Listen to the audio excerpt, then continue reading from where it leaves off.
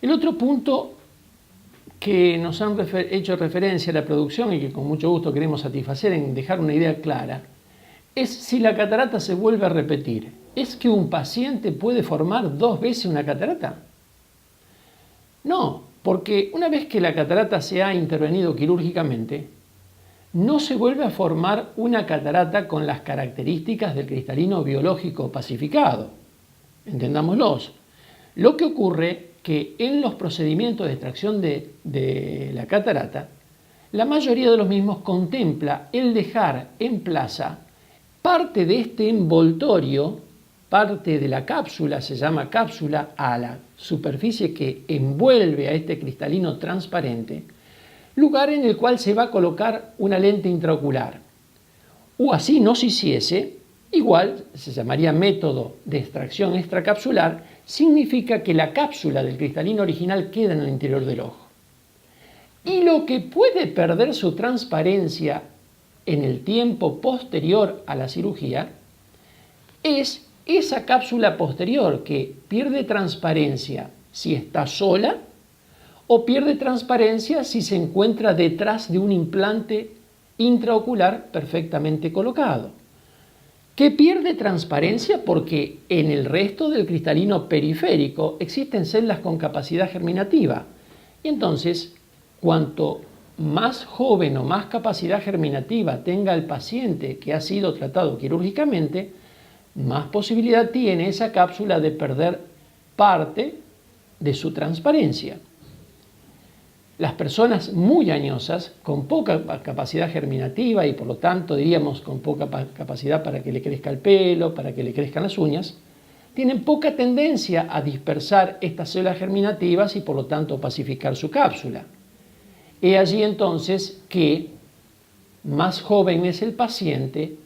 más tendrá posibilidad a que esa cápsula se opacifique y llamamos a eso opacificación de la cápsula posterior, pero no diríamos que es una segunda catarata. De tal manera que este tipo de tratamiento ya no reviste una intervención quirúrgica bajo el método convencional o bajo el método de colocación de lentes intraoculares porque ya fue tratado de esa manera y esas cápsulas se pueden tratar creándoles una pequeña solución de continuidad con un emisor láser llamado Jack Láser. Ese Jack Láser que va a emitir una onda de energía va a permitir que la cápsula se abra en el lugar que conforma el espacio pupilar, con lo cual adquiere nuevamente el eje visual, vuelve a restituirse y a lograr su transparencia normal. De manera que a eso es lo que muchos pacientes en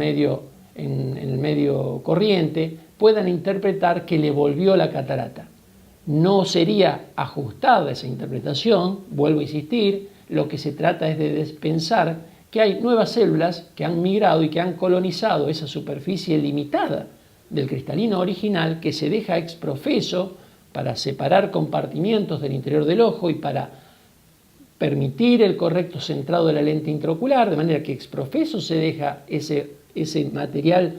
pulido, limpio durante la cirugía, pero que, vuelvo a insistir, puede ser invadido en meses o años después conformando esa forma parcial de opacidad de los pacientes tratados primariamente que requieren, insisto, de un tratamiento simple,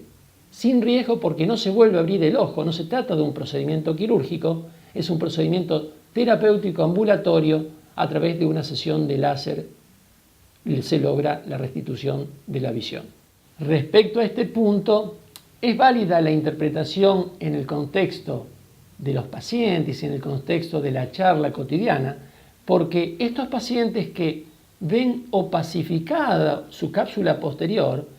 perciben como que fueron tratados hace un tiempo, 1 año, 2 años o 3 años, y que ahora la visión se asemeja un poco a cuando se le había formado la catarata. Es una visión que no es tan nítida como cuando se había operado y ese es el motivo por el cual el paciente en su creencia lo asemeja a la catarata y suele pensar que vuelve a tener una catarata. Ese es el término vuelvo a insistir, que hace a esa opacidad secundaria que hace sospechar que el paciente ha vuelto a formar una catarata, el cual no reviste las características biológicas de la catarata normal desarrollada primitivamente.